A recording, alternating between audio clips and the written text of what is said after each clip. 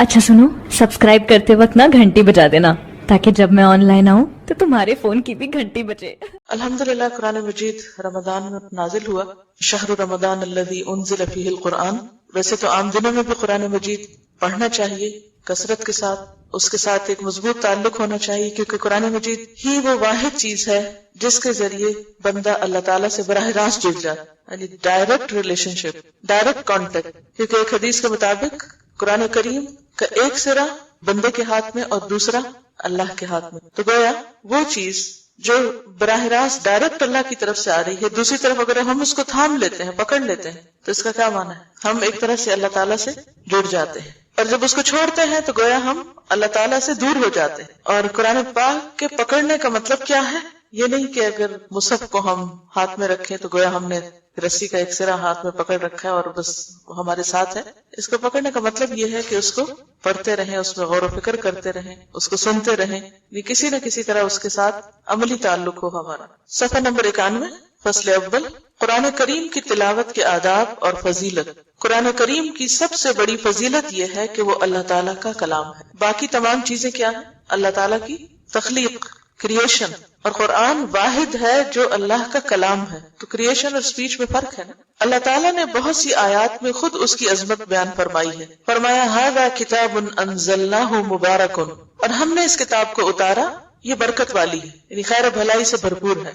और फरमाया इन्न हाज़ल कुरआन यहदी लिल्लती हिया अक़वम, ये कुरान वो राह दिखाता है जो बहुत सीधी है या सबसे ज्यादा सीधी है। हम हर नमाज की हर रकत में सूरत फातिहा में ये दुआ मांगते हैं, इहदिनस सिरातल मुस्तकीम, कि अल्लाह हमको सीधा रास्ता दिखा।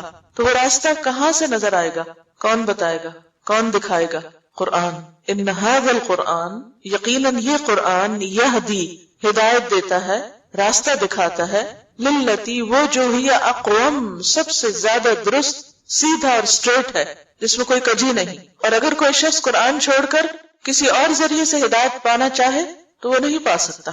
और फरमाया ला यअतीहिल बातिलु मिन बैनि यदैहि वला मिन खल्फिही, बातिल न सामने से इस पर आ सकता है न पीछे से, यानी इस किताब में किसी किस्म की कोई मुदाखलत नहीं हो सकती। इसके अल्फाज में, इसके कलाम में कुछ भी और दाखिल नहीं किया जा सकता, ना निकाला जा सकता है। ये एक मजबूत कलाम है, अल्लाह ताला ने इसकी हिफाजत का जिम्मा लिया है। बुखारी शरीफ के इफराद में हजरत उस्मान बिन अफ़्फ़ान रजी अल्लाह अन्हु की हदीस है। इफराद का क्या माना है? इफराद बुखारी शरीफ के इफराद में, आपने लफ्ज मुत्तफ़क़ अलैह सुना, क्या मतलब है? जिसे बुखारी और मुस्लिम ने रिवायत किया है। और इफराद का फिर क्या माना होगा? अकेले बुखारी ने जिसका रिवायत किया। नबी सल्लल्लाहु अलैहि वसल्लम ने फरमाया, तुम में से बेहतरीन आदमी वो है जो कुरान सीखे और सिखाए। खैरुकुम मन तअल्लमल कुरान व अल्लमहु। और हजरत अनस रजी अल्लाह अन्हु ने कहा, रसूलुल्लाह सल्लल्लाहु अलैहि वसल्लम ने फरमाया, कुछ बंदे अल्लाह ताला का अहलो अयाल हैं। कहा गया, ए अल्लाह के रसूल सल्लल्लाहु अलैहि वसल्लम, वो कौन लोग हैं यानी जिनको अल्लाह ने अपना अहलो अयाल कहा है? तो फरमाया, कुरान वाले ही अल्लाह का अहलो अयाल और उसके खास बंदे हैं। इसे नसाई ने रिवायत किया है और हदीस सही है। अहले अयाल कौन होता है? किसको कहते हैं? फैमिली को। वैसे तो अल्लाह का कोई बेटा नहीं, कोई बीवी नहीं, कोई रिश्तेदार नहीं, लेकिन कुरान वालों को अल्लाह ताला ने अपनी फैमिली किस एतबार से कहा है? उनको इज्जत और तशरीफ और आला मकाम देने के लिए। फैमिली से क्यों तशबीह दी? फैमिली क्यों कहा? अहलो अयाल क्यों कहा? क्लोज, क्योंकि इंसान के सबसे ज्यादा करीब उसके अहलो अयाल होते हैं। हम में से हर शख्स चाहता है कि वो अल्लाह का मुकर्रब बंदा बने, अल्लाह के करीब हो, अल्लाह का कुर्ब उसको नसीब हो, उसे अल्लाह की मोहब्बत नसीब हो, वो अल्लाह ताला के खास खास खास बंदों में शुमार हो।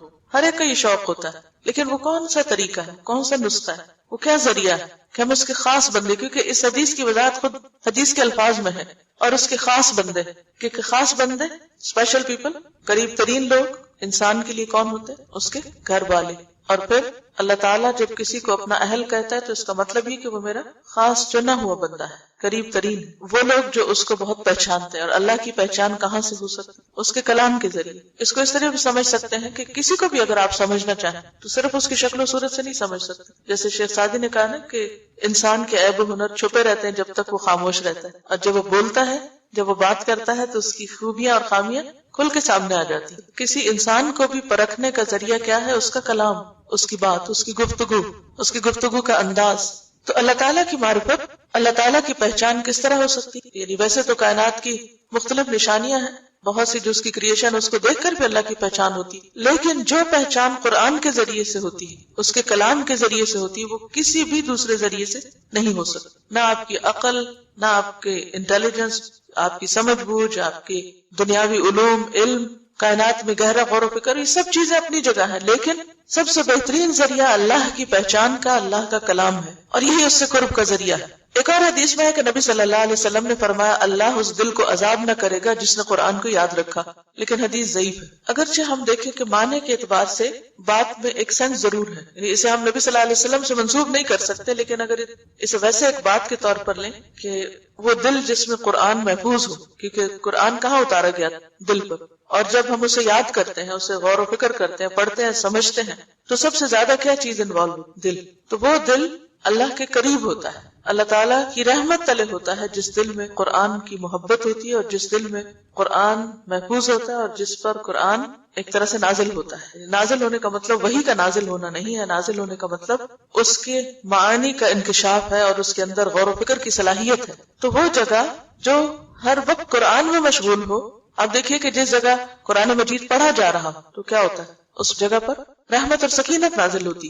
حدیث میں آتا ہے نا، مجتمع قوم فی بیت من بیوت اللہ یتلون کتاب اللہ ویتدارسونہ بینہم الا ونزلت علیہم السکینہ وغشیتہم الرحمہ وحفتہم الملائکہ، کہ جب بھی کچھ لوگ اللہ کے گھروں میں سے کسی گھر میں اکٹھے ہو کر کیا کرتے ہیں؟ جمع ہو کر یتلون کتاب اللہ کی کتاب پڑھتے ہیں، وَيَتَدَارَسُونَهُ بَيْنَهُمْ، اور آپس میں اس کو سیکھتے سکھاتے ہیں، إِلَّا وَنَزَلَتْ عَلَيْهِمُ السَّكِينَةُ، مگر ان پر سکینت اترنے لگتی، غشیتہم الرحمہ، رحمت ان کو ڈھانپ لیتی، حفتہم الملائکہ، ملائکہ ان کو اپنے گھیرے میں لے لیتے ہیں. اگر اس جگہ کے ساتھ یہ معاملہ ہوتا ہے جہاں قرآن پڑھا جاتا ہے، تو وہ دل جو قرآن کی محبت سے سرشار ہو اور اس میں غور و فکر میں مشغول ہو، تو یقیناً وہ بھی اللہ کی رحمت کا مستحق ہوگا. اس کے برعکس وہ دل جس میں حسد اور بغض اور نفرت اور کینہ اور بہت سی اور منفی چیزیں بھری بھی ہوں، تو اس کے بارے میں کیا آتا ہے؟ اور بخل خاص طور پر قرآن مجید میں آتا ہے نا، آگ جو ہے وہ ان کے دلوں تک پہنچ جائے گی. تطلع علی الافئدہ ویل لکل ہمزہ میں آتا ہے نا، ویل لکل ہمزۃ لمزہ الذی جمع مالا وعددہ، وہ جس نے مال جمع کیا اور گن گن کے رکھا، یحسب ان مالہ اخلدہ، وہ سمجھتا ہے کہ اس کا مال ہمیشہ اس کے پاس رہے گا، کلا، ہرگز نہیں، لَيُنبَذَنَّ فِي الْحُطَمَةِ، وہ ضرور بضرور توڑ پھوڑ دینے والی میں پھینکا جائے گا. حطمہ جہنم کا ایک نام ہے. وَمَا أَدْرَاكَ مَا الْحُطَمَةُ، اور تمہیں کیا معلوم کہ حطمہ کیا ہے؟ نار اللہ، اللہ کی آگ، الموقدہ، جو بھڑکائی جا چکی، التي تطلع على الافئدہ، وہ جو دلوں کو جا پکڑے گی. ویسے تو آگ سارے جسم کو پکڑے گی، لیکن خصوصی طور پر دل کو کیوں جا کے پکڑے گی؟ کیونکہ دل ہی مرکز تھا دنیا کی محبت کا. دل میں ہی یہ بخل اور مال کی محبت اور سارا وقت بس وہی کیلکولیشنز کرتے رہنا اور ان کیلکولیشن سے باہر ہی نہ نکلنا، اور باقی ہر چیز کو بھلا کر صرف اور صرف اسی چیز میں مشغول ہونا، اور اللہ کی یاد اور اللہ کی محبت اور اللہ کی بھیجی ہوئی ہدایت اس سے بالکل غافل ہو کے جینا، یہ اس بات کی علامت ہے کہ وہ سزا بھی خاص طور پر وہاں تک پہنچے گی. اور پھر یہ کہ کوئی بھی چیز جو دل تک پہنچ جاتی ہے وہ کہاں تک جاتی ہے؟ مثلا آپ دیکھیں آپ کے بلڈ میں کلاٹس ہوتے ہیں، لیکن جب وہ کلاٹ دل تک پہنچ جائے پھر کیا ہوتا ہے؟ ہارٹ اٹیک ہو جاتا ہے. دل تک کوئی بھی چیز جو پہنچتی ہے وہ پوری باڈی میں آٹومیٹکلی پہنچ جاتی ہے. تو آگ کو بھی دل تک پہنچایا گیا تاکہ وہ پورے جسم کو اپنے لپیٹ میں لے لے. اسی طرح بنی اسرائیل کے بارے میں آتا ہے، وہ اشربوا فی قلوبہم العجلہ، ان کے دل جو تھے وہ بچڑے کی محبت پلائے گئے. تو محبت کا مرکز بھی وہی ہے، جو چیز دل میں سما جائے پھر اس کا اثر پورے جسم پر آ جاتا ہے، پورا جسم اس سے سرشار ہو. تو آپ نے دیکھو گے کہ جب قرآن آپ کو سمجھ آنے لگتا ہے، قرآن تاثیر ہوتی ہے آپ کے اوپر، تو وہ دل تک پہنچ کر پورے جسم کے ایک ایک بال اور کھال جو ہے وہ اس سے متاثر ہو. تقشعر منہ جلود الذین آمنوا، پھر ان کی جلد جو ہے ان کے رونگٹے کھڑے ہو جاتے ہیں جب ان پر قرآن کی آیات پڑھی جاتی تو وہ دل کو ہٹ کرتی ہے اور پھر وہاں سے پورے جسم پر اس کا اثر جاتا ہے. اور ابن عمر رضی اللہ عنہما نے کہا کہ نبی صلی اللہ علیہ وسلم نے فرمایا، قرآن والے سے کہا جائے گا پڑھتا جا اور چڑھتا جا، یعنی اوپر اوپر جاتے جاؤ، اور ترتیل سے پڑھ، ترتیل سے، جیسے کہ سورۃ مزمل میں آتا ہے وَرَتِّلِ الْقُرْآنَ ترتیلا، اور قرآن کو آہستہ آہستہ ٹھہر کر پڑھو، یعنی اس کا حق ادا کرتے ہوئے. ایسا نہ پڑھو کہ آدھے حرف پڑھے جا اور آدھے نہیں، یعنی یتلونہ حق تلاوتہ، تلاوت کا حق ادا کرتے ہوئے پڑھنا چاہیے جیسا کہ تو دنیا میں پڑھا کرتا تھا. اور اگر کوئی دنیا میں ترتیل سے نہیں پڑھتا اور درست نہیں پڑھتا تو پھر کیا ہے؟ وہ قیامت کے دن اچانک ہی کہیں سے ترتیل شروع کر دے گا؟ نہیں. جو کچھ آپ یہاں کرتے ہیں، جس چیز پر آپ کا خاتمہ ہوگا، آپ کی کل یعنی آخرت کا آغاز وہیں سے ہوگا. ویسے ہی آپ اٹھیں گے، وہی کچھ کریں گے جو یہاں کر رہے ہیں. کیونکہ آخرت دراصل کیا ہے؟ تصویر کا دوسرا رخ. مثلا پیپر پہ آپ کچھ لکھتے ہیں، جیسے یہ لکھا ہوا ہے، تو دوسری طرف کیا نظر آئے گا؟ وہی جو اس طرف لکھا ہوا. آج آپ دنیا کی اپنی زندگی کی کتاب میں اس طرف لکھ رہے ہیں، کل آپ کو بیان نہیں وہی چیز نظر آئے گی. وہ تبدیل نہیں ہوگی کہ وہاں جا کے وہ کچھ اور بن جائے. تو جیسی کتاب ہم اپنی وہاں دیکھنا چاہتے ہیں ویسی ہی یہاں لکھنی ہوگی، ویسی ہی بنانی ہوگی. تو اسے کہا جائے گا کہ پڑھتا جا اور چڑھتا جا اور ترتیل سے پڑھ جیسا کہ تو دنیا میں پڑھا کرتا تھا. یعنی صرف اتنا نہیں کہا کہ تو ترتیل سے پڑھ، بلکہ ساتھ ہی کہا جیسا تو وہاں پڑھتا تھا. یہ ایسے ہی ہے جیسے ہم بعض اوقات کسی سے کہتے ہیں نا، اچھا تم قرآن سناؤ. اچھا وہ جو سورت فلاں جگہ سنائی تھی نا، جیسے سنائی تھی ویسے ہی اب سناؤ. کیوں کہتے ہیں؟ کیونکہ وہ پسندیدہ حالت ہوتی ہے. تو اسی طرح اللہ تعالیٰ کسی آواز پر اتنا کان نہیں دھرتا جتنا نبی کی اس آواز پر جو قرآن کو خوش الحانی کے ساتھ پڑھتا. تو اگرچہ اس حدیث میں نبی کے الفاظ استعمال ہوئے ہیں، لیکن نبی کے بعد بھی جو لوگ خوبصورتی کے ساتھ قرآن پڑھتے ہیں تو اپنی خوبصورت آوازوں اور اپنے خوبصورت انداز کے ذریعے اللہ کی رحمت کو متوجہ کرتے ہیں. تو اسے وہاں بھی کہا جائے گا جیسے خوبصورت تم دنیا میں پڑھتے تھے، جتنا اہتمام تم اس کے ساتھ دنیا میں کرتے تھے، ویسے ہی اب پڑھو، ویسا ہی شروع کرو دوبارہ. تیری منزل وہاں ہے جہاں تجھے تیری آخری آیت کی قرات پہنچا دے. یعنی تمہارا مقام اتنا ہی بلند ہوگا. آپ نے کبھی دیکھا ہوگا مختلف چیزوں کا جب گراف بنتا ہے تو اس میں بعض اوقات کمپیریزن ہوتا ہے، مثلا ایئرلی مختلف چیزوں کی پروڈکشن یا مختلف چیزوں کی پروگرس کا جب گراف بناتے ہیں تو اسے 2005 میں گراف اتنا ہے، پھر 6 میں اتنا تھا، 7 میں اتنا تھا.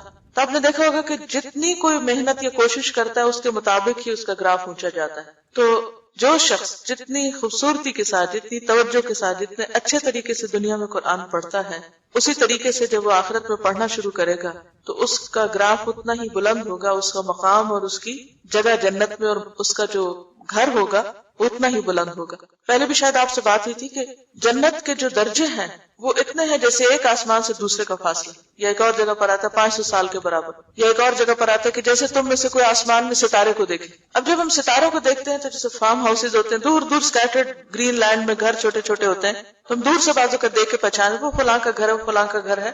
تو بالکل اسی طرح جو اعلیٰ درجے کے لوگ ہوں گے ان کے گھر بھی سٹارز کی طرح پورے اس میں بکھرے ہوئے ہوں گے. وہ فلاں کا گھر ہے، وہ فلاں کا گھر ہے.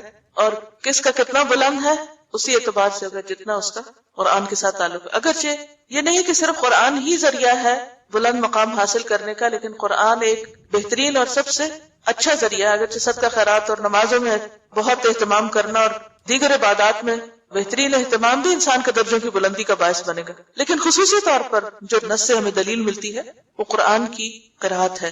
لیکن ہم میں سے کتنے لوگ ہیں کہ جو اپنی قرات کو درست کرنے کے لیے سچے دل سے محنت کرتے ہیں، کہتے اچھا کر لیں گے، پڑھ لیں گے. لیکن یاد رکھیے کہ یہ چیز کبھی بھی آرزو اور تمناؤں سے نہیں آتی. اس کے لیے سخت محنت کی ضرورت ہوتی، شدید کوشش کی ضرورت ہوتی. یہ نہیں ہو سکتا کہ ایک دفعہ آپ بیٹھ کے کسی سے ایک دفعہ پڑھ لیں یا کوئی اچھی قرات سن لیں اور آٹومیٹکلی آپ کی قرات خود اچھی ہو جائے گی. اس کے لیے آپ کو توجہ دینی پڑے گی. دنیا میں بھی اگر آپ کوئی باغ لگاتے ہیں تو توجہ نہ دے تو وہ سوکھ جاتا ہے. اسی طرح قرآن کی ہر آیت ایک درخت کی طرح ہے، تو اگر آپ اس کو توجہ نہیں دیں گے تو وہ درخت سوکھ جائیں گے. تو ہر آیت الگ الگ اپنا حق مانگتی. اور آبویسلی یہ حدیث خاص طور پر حافظ قرآن کے لیے بھی ہے، کیونکہ باقی لوگ شاید مصحف دیکھ کے بھی پڑھنے کی اجازت ملے، لیکن جو آبویسلی سمجھ آتی ہے بات وہ یہی ہے کہ انسان کو ویسے ہی پڑھنے کے لیے کہا جائے گا جیسے دنیا میں پڑھتے تھے. جیسے پڑھتے تھے ویسے پڑھو. تو اگر زبانی پڑھتے تھے زبانی پڑھو، اور شاید دیکھ کے پڑھتے تھے، لیکن اصل جو فوکس ہے وہ قرآن کے طریقہ قرات پر ہے کہ کس انداز سے پڑھتے ہو تم. حضرت بریدہ نبی صلی اللہ علیہ وسلم سے روایت کرتے ہیں کہ آپ صلی اللہ علیہ وسلم نے فرمایا قیامت کے دن قرآن اپنے ساتھی کو ملے گا. کون ساتھی؟ کون دوست؟ صاحب قرآن، جو قرآن پڑھتا تھا. کیونکہ قبر میں قرآن ایک دوست کی طرح ہوگا انسان کے ساتھ. تو قیامت کے دن بھی قرآن اپنے ساتھی کو ملے گا، جبکہ وہ قبر سے کمزور اور زرد رنگ نکلے گا. یعنی قبر سے جب اٹھایا جائے گا تو وہ کمزور، ویک، زرد رنگ کا ہوگا. وہ کیوں؟ انسان قبر سے نکل کے ایسا کیوں ہوگا؟ اور یہ بھی حسن حدیث ہے، مسند احمد کی روایت ہے. یہ بھی قیامت کے دن قبروں سے جب لوگ نکلیں گے تو صاحب قرآن جب اٹھے گا تو کمزور ہوگا، زرد رنگ کا ہوگا. کیوں؟ قبر میں رہنے کی وجہ سے یا کسی اور وجہ سے؟ خوف سے. اور دنیا میں قرآن پڑھنے کی وجہ سے، قرآن کے ساتھ گہرا تعلق رکھنے کی وجہ سے جو اس کی حالت ہو گئی تھی اس کے ساتھ ہی وہ فوت ہوا، اسی حال پہ دفن ہوا اسی طرح اٹھے گا. قرآن پاک میں منافقین کی صفت کیا آتی؟ اذا رأیتہم تعجبک اجسامہم، جب تم انہیں دیکھو تو ان کے جسم تمہیں بہت متاثر کرے، کیونکہ ان کی ساری توجہ کس پر؟ جسموں کی طرف. اور بات یہ ہے کہ اگر آپ کسی فٹنس پروگرام میں شریک ہو جائیں تو پھر آپ کسی اور چیز کی طرف توجہ نہیں کر سکتے، اور اگر آپ قرآن پروگرام میں شریک ہو جائیں تو پھر جسم متاثر ہوتے ہیں. اور کثرت قرات جو ہے یا قرآن کے ساتھ جو مشغولیت ہے وہ بہرحال انسان کو، کیونکہ قرآن وہ کلام ہے جو پہاڑ پہ اتارا جاتا تو کیا ہوتا؟ لو انزلنا هذا القرآن على جبل لرأيته خاشعا متصدعا من خشية الله. اگر ہم یہ قرآن پہاڑ پر اتارتے تو تم دیکھتے کہ پہاڑ اللہ کی خشیت سے دب جاتا، ٹکڑے ٹکڑے ہو جاتا. خاشع، خاشع خشوع سے جھک جاتا، دب جاتا، یعنی بیٹھ جاتا. اس کی وہ جو اونچائی ہے نا، وہ جو چوٹی اٹھی ہوئی ہے، وہ اٹھی ہوئی چوٹی نہ رہتی بلکہ کیا ہوتی؟ دب جاتی. یعنی اتنی اس کے اندر تواضع آ جاتی. پہاڑ اصل میں ایک گرینڈر اور ایک تکبر کی علامت ہے. جب قرآن پاک میں تکبر والی چال کا ذکر آتا ہے تو وہاں پر آتا ہے انک لن تخرق الارض ولن تبلغ الجبال طولا. تم پہاڑوں کی بلندی کو نہیں پہنچ سکتے. تو وہ پہاڑوں کی جو اونچائی اور بلندی ہے ایک سمبل بھی ہے اونچا ہونے کا. تو پہاڑ بھی قرآن کی وجہ سے کیا ہو جاتے؟ ان کا تکبر اور ان کی اونچائی اور بڑائی ختم ہو جاتی، بیٹھ جاتے. اور صرف بیٹھتے ہی نا، متصدعاً ٹکڑے ٹکڑے ہوتے. اگر آپ نے کبھی کوئی سین دیکھا وہ ڈائنامائٹ سے پہاڑ کو توڑنے کا، تو آپ دیکھیں چھوٹی چھوٹی اس کی جو کرچیاں ہوتی ہیں نا، وہ یوں اڑ رہی ہوتی دھول بن کے. اور کیا انسان متاثر نہ ہوگا؟ آپ نے دیکھا ہوگا کہ جب بچے حفظ کر رہے ہوتے ہیں یا جو لوگ واقعی قرآن کے ساتھ تعلق رکھے ہوئے ہوتے ہیں اور حقیقی معنوں میں، کیونکہ انما یخشی اللہ من عبادہ العلماء، اگر قرآن دل میں جاتا ہے نا، اندر اترتا ہے تو ضرور متاثر کرتا ہے. لازمی طور پر انسان کے اندر عاجزی آتی، اور اگر وہ دل میں نہ جائے، اوپر اوپر رہے، تو پھر وہ انسان کی شان تو بلند رہے گی مگر اس کے اندر یہ خصوصیت نہیں آ سکتی. تو یہ کوئی معمولی کتاب نہیں ہے، کوئی معمولی کلام نہیں ہے. اس کو اٹھانا اور اس کو محفوظ کرنا اور اس کا حق ادا کرنا انسان کی انرجی لیتا ہے. تو قیامت کے دن جب قبر سے اٹھے گا انسان زرد رنگ کا ملگجے حال والا، تو پھر کیا ہوگا؟ قرآن فوراً آ جائے گا ملاقات کے. سوچیے، اور کہے گا کیا تو مجھے پہچانتا ہے؟ مجھے جانتے ہو؟ پہچانو میں کون. ایسا کب ہوتا ہے؟ جب آپ کو کوئی بچھڑا ہوا دوست بہت عرصے کے بعد ملے، مثلا بچپن کے دوست اب اگر آپ کو ملے، جیسے اگر آپ کی 40-50 عمر ہو گئی ہے، اسکول کے، کالج کے، تو سب کے حلیے بدلے ہوتے ہیں نا، سب کی شکلوں میں کچھ نہ کچھ فرق آ چکا ہوتا ہے، فٹنس ہر چیز بدل چکی. پھر کیا کہتے ہیں؟ پہچانتے ہو مجھے؟ کون ہوں میں؟ وہی تمہارا وہ ساتھی جو فلاں جگہ تمہارے ساتھ پڑا تھا. تو قرآن بھی کہے گا کیا تو مجھے پہچانتا ہے؟ وہ کہے گا میں نہیں پہچانتا. کیوں کہے گا؟ ایک تو وہ ہال ایسا ہوگا قبر سے نکلنے کا، اور دوسرا یہ کہ ظاہر ہے کہ کسی فزیکل شیپ میں تو قرآن کو کسی نے دیکھا نہیں دنیا میں. وہ کہے گا میں تیرا ساتھی قرآن ہوں، کہ میں نے تجھے گرمی میں پیاسا رکھا، کیونکہ یہ نہیں ہو سکتا کہ آپ قرات کریں اور صاحب خوب پانی بھی پیئیں، بھول جاتے ہیں آپ پانی پی. میں نے تجھے گرمی میں پیاسا رکھا اور رات کو جگایا، کیونکہ رات بہترین وقت ہے قرآن کو پڑھنے اور سننے اور یاد کرنے. کیوں؟ کیونکہ یکسوئی ہوتی ہے. نبی صلی اللہ علیہ وسلم سے بھی کیا کہا گیا شروع کی جب سورۃ المزمل نازل، بالکل ابتدائی دور کی صورت، قم اللیل الا قلیلا نصفہ او انقص منہ او زد علیہ ورتل القرآن ترتیلا انا سنلقی علیک قولا ثقیلا. ہم آپ پر بہت بھاری بات نازل کرنے والے ہیں، اتارنے والے ہیں، ڈالنے والے ہیں. تو قم اللیل، قرآن اور رات کا ایک خصوصی تعلق ہے. جو لوگ رات کو قرآن نہیں پڑھتے، قرآن پوری طرح ان کے اندر نہیں اتر سکتا. انسان رات کو صرف وہ کام کرتا ہے جس کا اس سے بہت شوق ہو، ورنہ نیند کسی بھی چیز کے لیے قربان نہیں کی جا سکتی. انسان نیند کس چیز کے لیے قربان کر سکتا؟ آپ کب جاگتے ہیں؟ سوچیں. اب جن لوگوں کو ٹیلی ویژن دیکھنے کا شوق ہوتا ہے، کوئی خاص شو دیکھنے کا، ان کی محبت اس میں ہے، تو وہ کیا کرتے ہیں؟ رات بھر جاگ کے فلمیں دیکھتے ہیں. اسی طرح جب کوئی عزیز دوست آئے تو عموماً آپ کیا کرتے ہیں؟ کوئی رشتے دار آئے آپ کے، یہاں تو خیر تجربہ کم ہی ہوتا ہوگا آپ کو، لیکن عموماً شادیوں وغیرہ میں لوگ اکٹھے ہوتے ہیں بہت عرصے کے بعد، تو پھر کیا کہتے ہیں؟ رات کو جاگ کے بہت دیر بعد. آپ صرف اپنی محبوب چیز کے لیے رات کو جاگ سکتے ہیں، کیونکہ نیند سب کو بہت پیاری ہے. نیند کو صرف محبوب چیز کے لیے قربان کیا جا سکتا. تو واقعی جس کو قرآن سے محبت ہوگی وہ قرآن کے لیے اپنی نیند چھوڑے گا. تو قرآن کہے گا میں تیرا دوست ہوں، میں نے تجھے گرمی میں پیاسا رکھا اور رات کو جگایا. اور ہر تاجر اپنی تجارت کے پیچھے ہے، ہر تاجر اپنی تجارت کے پیچھے ہے، اور میں آج تیرے لیے ہر تجارت سے اچھا. یعنی لوگ دنیا کے کاروبار میں لگے رہے، دنیا کا مال کمانے میں، دنیا کے پیچھے بھاگتے رہے، جابز کے پیچھے اور چیزوں کے پیچھے. چلے مردوں کی تو پھر ایک ضرورت ہوتی ہے، لیکن آج کے دور میں تو عورتوں کے لیے بھی جاب کرنا فرض سمجھ لیا گیا کہ وہ ضرور پیسے کمائیں، اور اگر وہ نہیں کرتی شاید وہ کوئی جرم کر رہی. حالانکہ اسلام نے عورت پر رتی برابر بھی یہ ذمہ داری نہیں ڈالی کہ وہ کما کر کچھ لائے. اگر وہ کرتی ہے تو ٹھیک ہے، اسے ایک حد تک اجازت ہے اپنی پابندیوں میں رہ کر کام کرنے کی، یا اگر کوئی مجبوری ہے تو ٹھیک ہے وہ کر سکتی ہے، لیکن ذمہ داری نہیں، فریضہ نہیں ہے اس کے اوپر. تو اس اعتبار سے ایک خاتون ہونا میں سمجھتی بہت بڑا پریویلیج ہے کہ ہم اگر نہیں کوئی کام کرتے تو نہ کرے تو ہم اللہ کے یہاں گناہگار نہیں. ہاں مرد اگر وہ اپنی بیوی بچوں کو بھوکا رکھتے نہیں کھلاتے تو ان کی پوچھ پکڑ. تو بہرحال یہاں یہ کہا جا رہا ہے کہ ہر تاجر اپنی تجارت کے پیچھے ہے. کیا مطلب؟ یعنی جس کو جس چیز کے کمانے اور نفع حاصل کرنے اور پروفٹ بنانے کا شوق تھا وہ دن کو کیا رات کو بھی اس کے پیچھے لگا رہا. اور میں آج تیرے لیے ہر تجارت سے اچھا ہوں. قرآن مجید میں بھی آتا ہے نا ہوا خیر مما یجمعون. یہ قرآن بہتر ہے ہر اس چیز سے جسے لوگ جمع کر رہے ہیں. مثلا آج ستمبر کی کون سی تاریخ؟ 5. آپ لوگوں نے 7 ستمبر سے قرآن پڑھنا شروع کیا تھا، تقریباً 1 سال ہونے کو. اس 1 سال میں آپ نے سورۃ یاسین تک قرآن کو جمع کیا، اس کا ترجمہ یاد کیا، اس کے معنی کو سمجھا، جس حد تک بھی جس سے جو محنت ہوئی کوشش ہوئی آپ نے سمیٹا اس کو. ہر ایک کا سمیٹنا فرق ہے نا، سب نے ایک جیسا نہیں دیا، تو سب کو برابر کر دیا، لیکن ہر ایک نے جمع اپنے اپنے ظرف یا برتن یا کیپیسٹی کے اعتبار سے کیا اس کو. لیکن کچھ لوگ سوچتے رہے کس چیز نے روکا ان کو یہاں آنے سے، مثلا کسی جاب نے یا کسی اور ایسے ہی کام نے. اس 1 سال میں انہوں نے کتنا مال کما لیا ہوگا، کتنے پیسے کما لیے، اس سے کتنا کچھ کیا بنا لیں.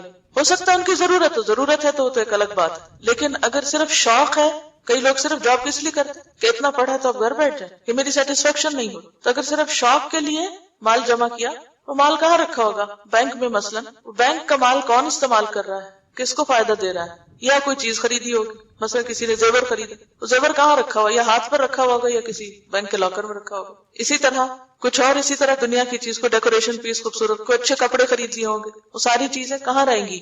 یہیں رہ جائیں گی. لیکن وہ خزانہ جو قرآن سیکھ کر آپ سمیٹتے ہیں، دنیا کی کوئی چیز اس کے برابر نہیں، کچھ بھی نہیں ہے ہی نہیں کہیں. هو خیر مما یجمعون. جو کچھ بھی انسان کماتا ہے، جو بھی جمع کرتا ہے، سمیٹتا ہے، کتنا کھا لیتا ہے، کتنا پہن لیتا ہے، باقی کس کے کام آتا ہے، چاہتے ہوئے یا نہ چاہتے ہوئے. بعض اوقات انسان خوشی سے کسی کو دیتا ہے اور بعض اوقات نہیں بھی خوشی سے دیتا اور دوسرے لے جاتے ہیں. اور وہ کس کام لگاتے ہیں اس کو؟ مثلا ہماری اولاد لے جاتی ہے، کوئی بھی لے جائے، کس کام لگائیں گے؟ ہمیں نہیں پتا کیا کریں گے ہمارے مال سے، ہمارے کام تو نہیں آئے. ما اغنى عنه ماله وما كسب. اگر نیت درست نہیں، مقصد درست نہیں، تو کمایا ہوا مال بھی کام نہیں آئے گا، سب کچھ یہی رہ جائے گا. تو وہ کہے گا ہر تاجر اپنی تجارت کے پیچھے ہے اور میں آج تیرے لیے ہر تجارت سے اچھا ہوں. پھر اس کے دائیں ہاتھ میں اختیار دیا جائے گا. حکومت کا بھی لفظ آتا ہے، ملک کا لفظ آتا ہے عربی میں. اور بائیں ہاتھ میں ہمیشہ رہنا، خالدین فیہا جیسے قرآن میں آتا ہے. اور اس کے ماں باپ کو 2 حلے جوڑے پہنائے جائیں گے. حلہ کہتے ہیں جو اوپر کا اوور ڈریس ہوتا ہے نا، عرب لوگ جلباب کی طرح لمبا سا ڈریس پہنتے ہیں. اور 2 کا لفظ یہ نہیں کہ ایک کے اوپر ایک پہنا دیا، مطلب یہ ہے کہ نیچے پہنا ہوتا ہے اور ایک اوپر اوڑا ہوا ہوتا ہے. خدائی بہتر جانتا ہے ان کی اصل صورت کیا ہوگی اور اس کی قیمت کیا ہوگی کہ ساری دنیا ان کی قیمت نہیں بن سکتی. پوری دنیا کا مال خرچ کر کے آپ دنیا میں وہ کپڑا نہیں خرید سکتے. وہ کہیں گے یہ حلے ہمیں کس سبب سے پہنائے گئے ہیں، اتنے خوبصورت کپڑے ہمیں کیوں دیے جا رہے ہیں؟ کہا جائے گا تمہارے بیٹے نے قرآن یاد کیا تھا. اور اگر ماں باپ کی یہ عزت ہے تو خود اس شخص کی عزت کیا ہوگی، خود اس کو کیا دیا جائے گا، کیا پہنایا جائے گا. پھر کہا جائے گا جنت کے درجات اور بالا خانوں میں پڑھتا جا اور چڑھتا جا. اقرا ورتقی کا لفظ آتا ہے، ترقی کرتے جاؤ. وہ جب تک پڑھتا رہے گا چڑھتا رہے گا، خواہ تیزی سے پڑھے یا آہستہ، جیسے چاہے پڑھے، جتنی دیر چاہے لگائے، انجوائے کرے. ابن مسعود رضی اللہ عنہ نے کہا قرآن والے کو چاہیے کہ وہ اپنی رات کو پہچانے جبکہ لوگ سوئے ہوئے ہوں، اور اپنے دن کو جبکہ لوگ کھانا کھائیں، اور اپنے غم کو جبکہ لوگ خوش ہوں، اور اپنے رونے کو جبکہ لوگ ہنسیں، اور اپنی خاموشی کو جبکہ لوگ باتیں کریں، اور اپنے خشوع کو جبکہ لوگ تکبر کریں. کیا مطلب ہے اس کا؟ وہ اپنی رات کو پہچانے جبکہ لوگ سوئے ہوئے. رات کو پہچاننے کا مطلب کیا ہے؟ یعنی اس کی قدر و قیمت جانے کہ لوگ سو سو کر غفلت میں گزار رہے ہیں، کیونکہ جن کی زندگی میں کوئی مقصد نہیں ہوتا، کوئی پیشن نہیں ہوتا، انہیں سونے کا بہت شوق ہوتا ہے. وہ سو کر پھر سوتے ہیں، پھر سوتے ہیں. قرآن والے کے آس پاس لوگ سوئے پڑے، لیکن ان کے آس پاس لوگ سوئے بھی ہوں تو وہ خود کیا کرتے ہیں؟ وہ ان کے طریقے پہ نہیں چلتے.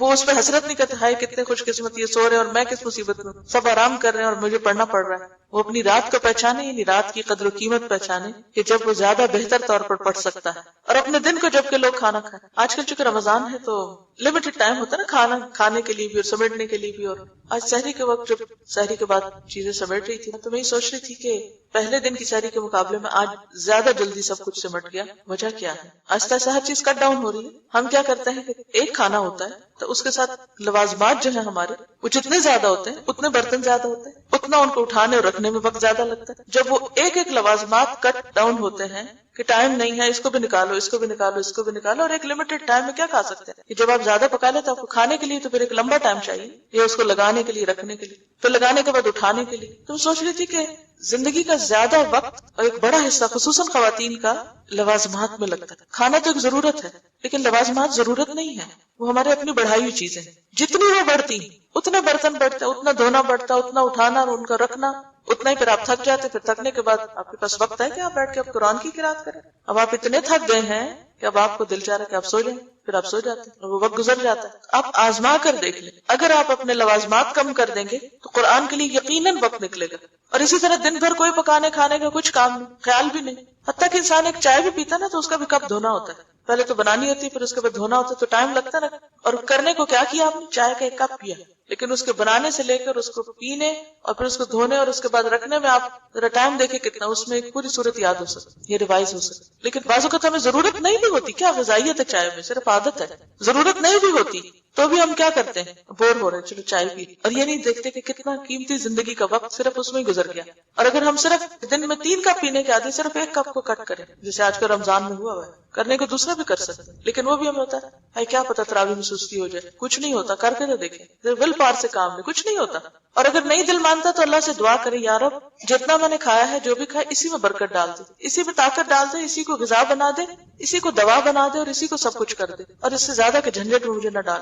تو آپ دیکھیں گے کہ اسی کے اندر اللہ آپ کو قناعت دے دے گا اور اس وقت کو آپ قرآن کے لیے استعمال کر سکتے. تو بات یہ ہے کہ قرآن کو پڑھنے کے لیے، یاد کرنے کے لیے آپ کو لازماً وقت چاہیے، اور وقت کہیں اور سے نہیں، ایک اور دن ملے گا آپ کو، یہی دن ہے، اسی میں سے آپ کو نکالنا ہے، اسی میں سے آپ کو اپنے لیے وقت بچانا ہے. آپ دیکھیں کہ ایک عورت کی زندگی خصوصاً ایسی ہوتی ہے کہ سب اس سے صرف ڈیمانڈ کر رہے ہوتے ہیں. شوہر بھی ڈیمانڈ کرتا ہے، بچے بھی ڈیمانڈ کرتے ہیں، رشتے دار بھی ڈیمانڈ کرتے ہیں، مہمان بھی ڈیمانڈ کرتے ہیں، سب اسی سے ڈیمانڈ کرتے ہیں، ہر ایک کو اسی سے اپنی ضرورت پوری کرنی. پھر آپ اپنے لیے نہیں جی سکتے، آپ کے اپنے لیے کچھ بھی وقت نہیں بچتا. کوئی آپ کے لیے نہیں سوچے گا، آپ کو خود سوچنا ہے اپنے کہ کیا ضرورت ہے اور کیا عیش و عشرت ہے، کہاں کٹ ڈاؤن ہے، کہاں سٹاپ ہے، بس یہاں تک، اور اس میں سے کتنا وقت مجھے نکالنا. تو آپ دیکھیں کہ منٹ منٹ کاؤنٹ کرتے کرتے آپ ایک اچھا والا چنک نکال لیں گے اپنی ساری مصروفیات کے ساتھ، اسی میں آپ کو پڑھنا ہے. تو اپنی رات کو پہچانے جب کہ لوگ سوئے ہوئے ہوں کہ وہاں سے کیسے وقت نکالتے. اپنے دن کو جب کہ لوگ کھانا کھائیں تو اس میں سے وقت نکال کر کچھ قرآن پڑھا لیں. اور اپنے غم کو جب کہ لوگ خوش ہوں، کیونکہ خوشی اور ایکسائٹمنٹ میں بھی لوگ بھول جاتے ہیں کہ ابھی انہیں کچھ کام کرنا ہے. اور سب سے زیادہ کیا بھولتے ہیں؟ یا نماز چھوٹی کریں گے یا قرآن کا سبق چھوڑ دیں گے، کیونکہ آج ہم خوش ہیں، کہ آج خوشی کا موقع ہے. خوشی کے دن بھی کوئی ایسا کرتا ہے؟ سوچیے اپنی کسی بھی پارٹی، کسی بھی شادی، کسی بھی خاص دن کو کہ کیا اس دن بھی آپ نے قرآن پڑھا تھا یا یاد رہا آپ کو پڑھنا. تو جو صاحب قرآن ہوتے ہیں وہ کس طرح صاحب قرآن بنتے ہیں، وہ کس طرح اللہ کے خاص بنتے ہیں؟ جبکہ لوگ خوش ہو رہے ہوں تو ان کو اپنا غم نہ بھولے. ان کا غم کیا ہوتا ہے میرا قرآن کا وقت ہے، میرا پڑھنا، یہ ہے غم. اپنے غم کو نہ بھولے جبکہ لوگ خوش ہو رہے ہوں. غم کو نہ بھولیں، یہ نہیں کہ وہ کسی 10 سال پہلے مرے ہوئے شخص کو یاد کر کے رونا شروع کر دیں. کچھ لوگ ہوتے ہیں زندگی میں ایسے کہ چاہے 10 سے 20 سال بھی پہلے فوت ہو، ان کو یاد کر کے رونا آتا ہے، لیکن ان کو بھی ہمارا رونا کیا فائدہ. مجھے کبھی بھی رونا ہو نا، میں صرف ایک لمحے کے لیے اپنے والد کو یاد کروں تو میں رو سکتا. اتنی شدید محبت تھی مجھے ان سے، اور قرآن کی وجہ سے. ہر بیٹی کو باپ سے محبت ہوتی ہے، لیکن چونکہ انہوں نے مجھے قرآن دیا، قرآن سے مجھے محبت، اور اس محبت کی وجہ سے ان سے محبت ہے. تو کسی بھی لمحے میں رو سکتی ہوں، مجھے رونا مشکل نہیں اگر میں ان کو یاد کروں. لیکن میرا رونا ان کو کیا فائدہ دے اور مجھے کیا فائدہ دے؟ تو میں فوراً اس وقت کو پھر واپس قرآن کی طرف لاتی ہوں. کیوں نہ میں کچھ اس میں سے پڑھا لوں تاکہ ان کے لیے صدقہ جاریہ بنے. تو جب لوگ اپنی دنیا میں مست ہوں، باتوں میں، فضول گفتگو میں، تو صاحب قرآن اس میں شریک نہ ہو. وہ اپنے وقت کو پہچانے اور اپنے قرآن کی طرف مائل ہو جائے. اور اپنے رونے کو جب کہ لوگ ہنسیں، کہ لوگ غفلت سے ہنس رہے ہیں تو اس کو کیوں رونا آئے، یہ کیوں بھول گئے. اور اپنی خاموشی کو جب کہ لوگ باتیں کریں، کیونکہ انہی باتوں میں سے وقت نکلے گا آپ کے قرآن پڑھنے کے لیے. اور اپنے خشوع کو جب کہ لوگ تکبر کریں. لوگ کس بات پہ اکڑتے ہیں؟ دنیا کے مال و دولت پہ. کوئی اپنے حسن پہ اترا رہا ہے، اور کوئی اپنے لباس پہ، اور کوئی اپنے زیور پہ، اور کوئی اپنے گھر پہ، اور کوئی اپنی جاب پہ، اور کوئی اپنی ڈگری پہ.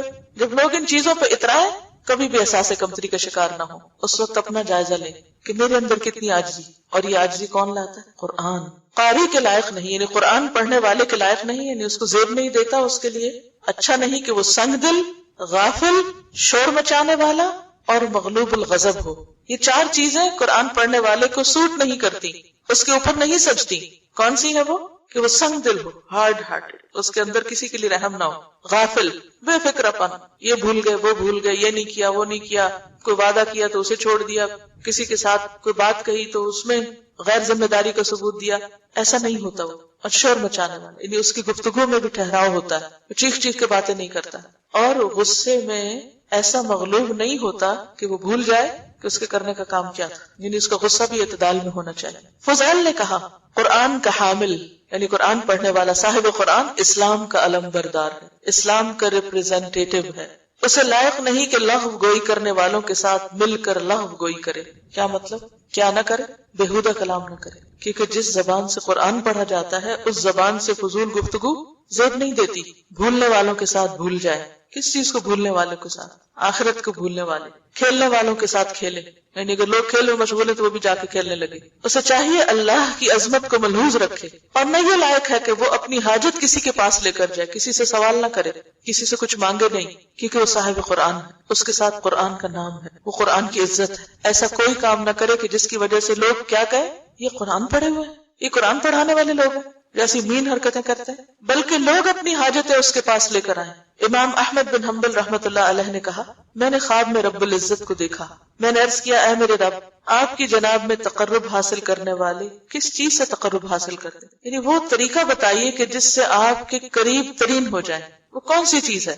فرمایا اے احمد میرے کلام سے یعنی قرآن سے. میں نے عرض کیا سمجھ کر پڑھنے سے یا بغیر سمجھ کر پڑھنے سے بھی؟ فرمایا سمجھ سے بھی اور بغیر سمجھ کے بھی. یعنی بعض اوقات آپ تلاوت جب کر رہے ہوتے ہیں تو ہر لفظ اور ہر آیت پر غور و فکر نہیں کر پاتے. آپ نے غور کیا کہ جب آپ تجوید کے رولز کو دیکھتے ہیں تو کیا بھول جاتے ہیں، میننگ بھول جاتے ہیں. تو پھر آپ کا نہیں کیا فائدہ ایسی تلاوت کا؟ کئی لوگوں کو شیطان یہاں سے بہکا دیتا ہے، کوئی فائدہ نہیں ایسی تلاوت کا، تمہیں سمجھ تو آ نہیں رہی، تم تو صرف اسی پہ توجہ کیے ہوئے. کوئی بات نہیں. کیوں؟ اس لیے کہ آپ قرآن پڑھ رہے ہیں، اللہ کا کلام اور اس کا ایک ایک حرف کا حق ادا کر رہے ہیں. یہ بھی قابل عزت اور اللہ کے قریب ہونے والا کام ہے. تو ہم سب کو اس بات کا دھیان رکھنا چاہیے کہ ہم کیا ہیں، حامل قرآن ہے، صاحب قرآن ہے. ہمارا اخلاق صاحب قرآن ہونے کو ریپرزینٹ کریں. دنیاوی خواہشات اور دنیاوی ضرورتیں کے لالچ رکھنا دل میں اور دنیا کی محبت رکھنا بیسیکلی، کیونکہ قرآن ایسی چیز ہے بابرکت کہ جس کے ساتھ ہر برکت اترتی ہے. لیکن اگر انسان کے دل کے اندر لالچ ہو تو برکتیں چھن جاتی ہیں. قرآن پڑھانے کے بعد سوائے اللہ کے انسان کسی چیز کی طرف خواہش نہ رکھے، یعنی دنیا کی حسرت اس کے دل میں. کیونکہ قرآن پڑھنے کے بعد اگر کوئی شخص دنیا کی محبت رکھتا ہے یا کسی اور چیز کو اس سے بڑھ کے امپورٹنس دیتا ہے تو وہ قرآن کی ناقدری کرتا ہے، کیونکہ اللہ نے اس کو وہ دے دیا هو خیر مما یجمعون، جو ہر چیز سے زیادہ بہتر ہے جسے لوگ سمیٹتے ہیں. تو اگر اس کے ہوتے ہوئے قناعت نہیں ہے اندر، اس کے ہوتے ہوئے غنا نہیں ہے اندر، اس کے ہوتے ہوئے اگر دنیا کی ہرس ہے اور ان چیزوں کے پیچھے انسان بھاگ رہا ہے اور ہاتھ پھیلا رہا ہے جو حقیق دنیا کی ہیں صرف اس لالچ کی وجہ سے جو اندر ابھی بھی بھری ہوئی ہے، تو یہ قرآن کی توہین ہے بیسیکلی. ازواج مطہرات کے بارے میں آتا نا، ان کو کہا گیا تھا نا وَاذْكُرْنَ مَا يُتْلَىٰ فِي بُيُوتِكُنَّ، ان کو خاص طور پر آیات اللہ اور حکمت کی باتیں پڑھنے کو اور پڑھانے کو کہا گیا. تو اس کے ساتھ ہی انہی آیات میں کیا ہے، یا ایھا النبی قل لازواجک ان کنتن تردن الحیاۃ الدنیا وزینتها فتعالین امتعکن واسرحکن سراحا جمیلا وان کنتن تردن اللہ ورسولہ والدار الآخرۃ فإن اللہ اعد للمحسنات منکن اجرا عظیما. دو راستے ہیں، جس کو چاہیں اختیار کر لیں. حضرت عائشہ نے کیا کہا، اس بات کے لیے میں اپنے ماں باپ سے مشورہ کروں، مجھے تو اللہ اور اس کا رسول اور آخرت کا گھر چاہیے. وآخر دعوانا ان الحمدللہ رب العالمین. سبحانک اللہم وبحمدک نشہد ان لا الہ الا انت نستغفرک ونتوب الیک.